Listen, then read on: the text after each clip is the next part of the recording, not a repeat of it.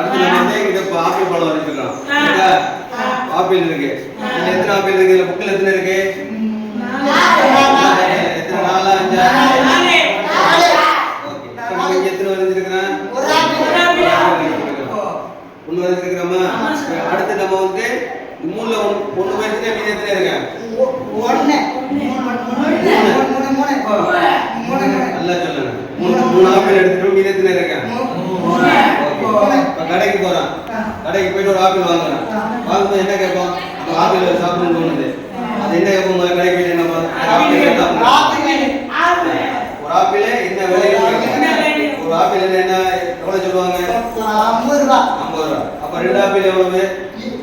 20 ரூபாய். ஒரு apple 50 ரூபாய்னா 2 apple எவ்வளவு? 100 ரூபாய். அப்ப பழம் சாப்பிடும்போது என்ன விலைன்னு கேட்டது